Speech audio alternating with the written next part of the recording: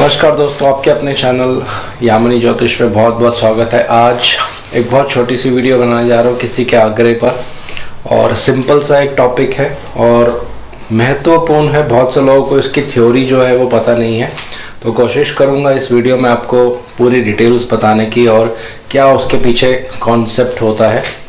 तो ये जो आज वीडियो है ये आधारित है बाधक साइन पर।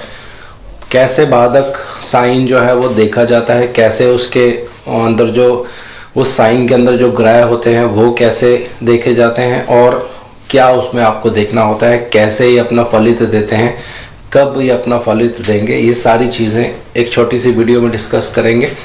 और इस पे पहले भी मेरी 2 वीडियोस हैं, लेकिन उस पर मैंने इतना डिटेल्स में नहीं बताया है जितना आज एक अलग से नए तरीके से आपको बताने जा रहा हूं दोस्तों। तो नाड़ी ज्योतिष के ऊपर बहुत सारी मेरी वीडियोस आ चुकी हैं।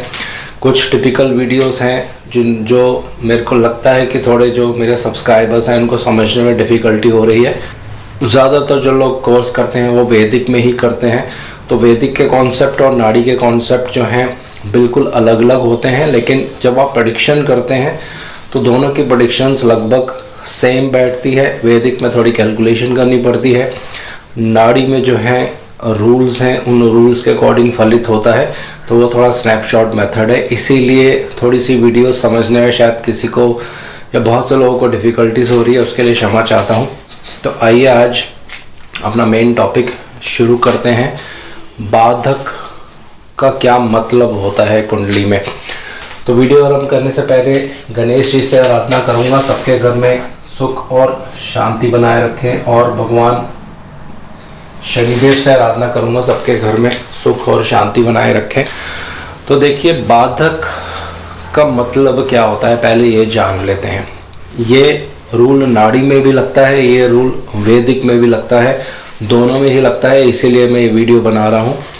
नाड़ी में कैसे लगेगा आने वाली वीडियोस में आपको और डिटेल्स में बताऊंगा, लेकिन वैदिक में कैसे लग रहा है ये यहाँ पे आपको बताने जा रहा हूँ।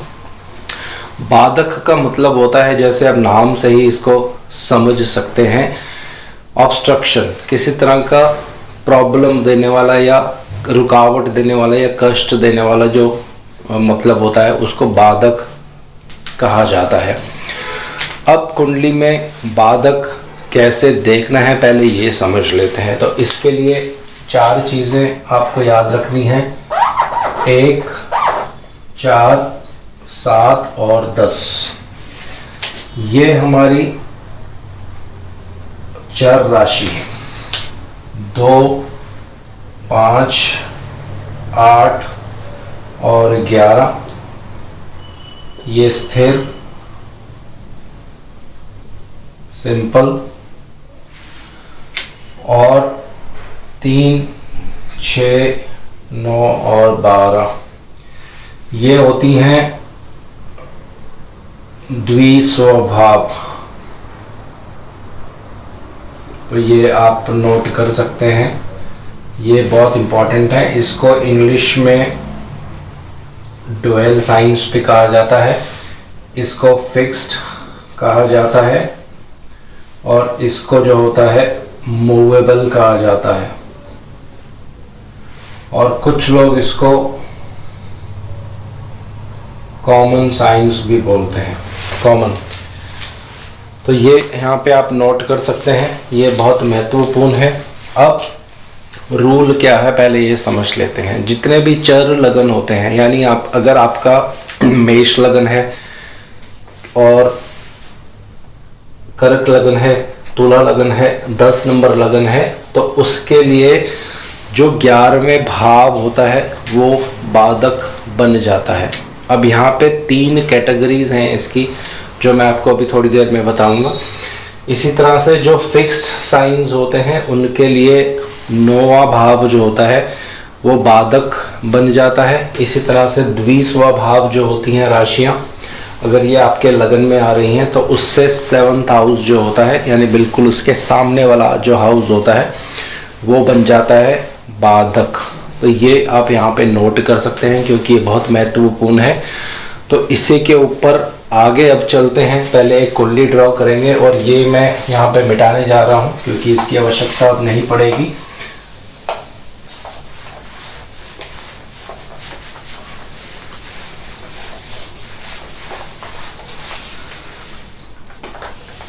तो एक छोटी सी कुंडली बना लेते हैं उदाहरण समझने के लिए। और आज मेरे पास दूसरा पेन हाथ में आ गया है।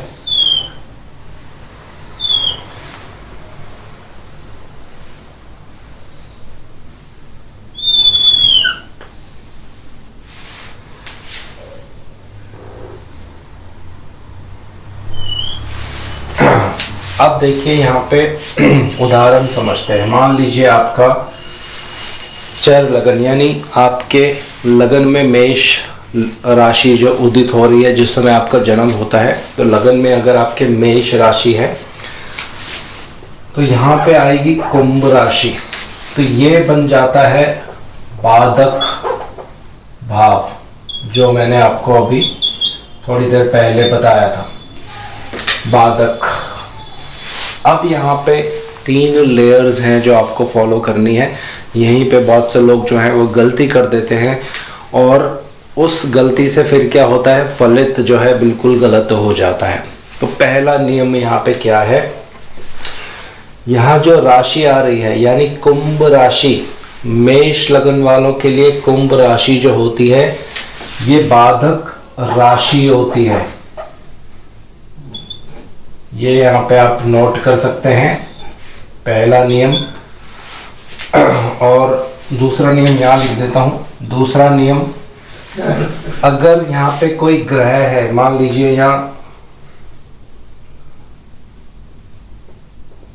यहाँ पे सूर्य देव हैं,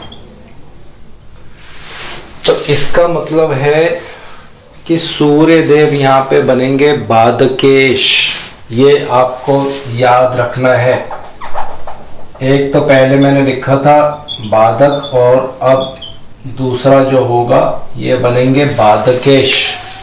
जो ग्रह उस भाव में रहता है वो बन जाता है बाधकेश। अब तीसरा नियम यहाँ पे क्या है, तीसरा नियम है, मैं लिखने नहीं जा रहा हूँ, बोल दूंगा।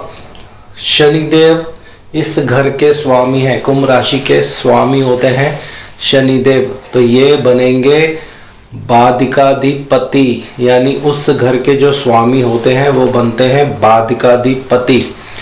ये आपको यहाँ पे नोट कर लेना है। दोबारा से मैं बताने जा रहा हूँ, अगर आपका मेष लगन है, यहाँ पे 11वां जो भाव होता है ये बाधक भाव होता है, लेकिन इसको क्लासिफाई किया गया है ऋषि मुनियों द्वारा। ये बहुत अच्छी जो क्लासिकल बुक्स है वहाँ पे आपको मिल जाएगा।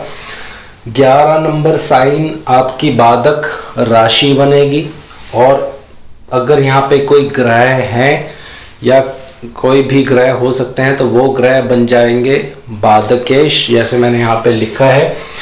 और इस साइन के जो स्वामी होंगे यानी शनिदेव वो बनेंगे बाधिकाधिपति, इस घर के जो स्वामी होते हैं।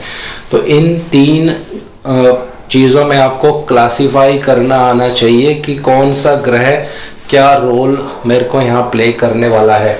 तो बाधक राशि, बाधकेश, बाधिकाधिपति। अब इसी तरह से हर लगन के लिए आपको ये पहले निकाल लेना है कि बाधकेश कोई है वहाँ पे। अगर कोई ग्रह नहीं है तो इसका मतलब बाधकेश कैंसिल हो जाएगा, वहाँ बाधकेश कोई नहीं है, सिर्फ बाधक राशि है। और बाधिकाधिपति जो उस घर के स्वामी होंगे वो बाधिकाधिपति बन जाते हैं दोस्तों।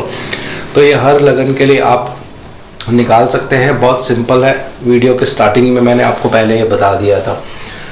अब यहाँ पे दूसरा रूल क्या अप्लाई होता है जो बहुत महत्वपूर्ण है। यहाँ पे भी फलित में बहुत से लोग गलती कर देते हैं। यहाँ दूसरा रूल क्या है कि अगर इस बाधिकाधिपति पर या बाधकेश पर या इस बाधक साइन पर बहुत ज़्यादा पाप प्रभाव होगा तभी ये जो बाधक भाव है ये एक्टिव होता है। ये आपको यहाँ पे ध्यान रखना है। अब एग्जाम्पल यहाँ पे लेते हैं।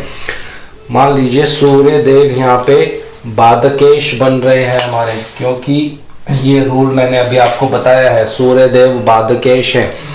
तो इस बाधकेश पर अगर पापी ग्रहों का प्रभाव होगा, अब पापी ग्रह कौन से लेने हैं ये भी यहाँ पे आपको डिसाइड करना आना चाहिए। पापी ग्रह कौन से, इस लगन के लिए जो पापी ग्रह होंगे वो प्रॉब्लम क्रिएट करेंगे। तो सूर्य देव पर अगर इस लगन के जो मेलेफिक ग्रह होंगे, फंक्शनल मेलेफिक जिनको कहा जाता है, तो सूर्य देव यहाँ पे बाधकेश का रोल प्ले करेंगे। अगर सूर्य देव पर मेलेफिक प्रभाव नहीं है तो यहाँ सूर्य देव किसी भी तरह से बाधकेश का रोल प्ले नहीं करेंगे, ये आपको ध्यान रखना है। इसी तरह से बाधकाधिपति कौन है यहाँ पे? शनिदेव। अब शनिदेव जाके किसी भी भाव में यहाँ पे विराजमान हो सकते हैं। एग्जाम्पल लेते हैं, मान लीजिए इस कुंडली में बाधिकाधिपति चौथे भाव में आके बैठ जाते हैं, क्योंकि कुंभ राशि के स्वामी शनिदेव हैं, ये बाधिकाधिपति हो गए यहाँ पे। तो इस बाधिकाधिपति पे जब तक पाप प्रभाव नहीं होगा तब तक ये अपना बुरा प्रभाव नहीं दिखाने वाले हैं।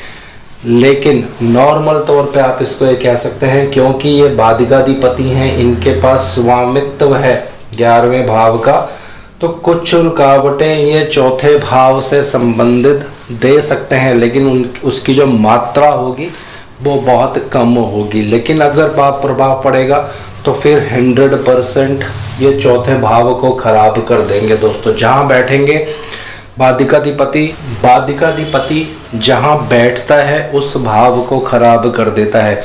अब यहाँ पे 3 लेयर्स मैंने आपको अलग अलग बता दी हैं, मैं दोबारा से रिपीट कर रहा हूँ।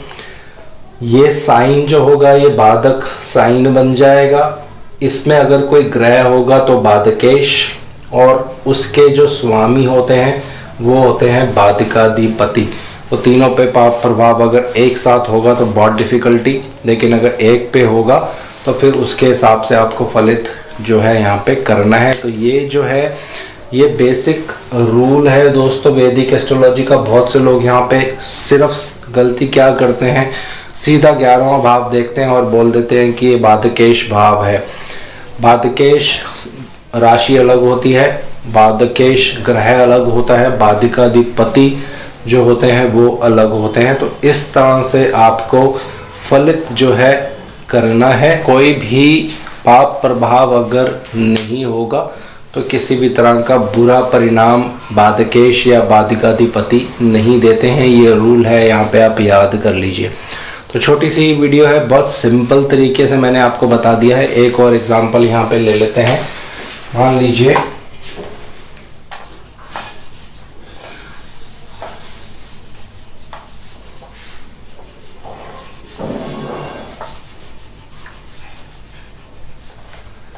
किसी का 2 नंबर लगन है, तो 2 नंबर लगन के लिए यहाँ पे 10 नंबर आएगा।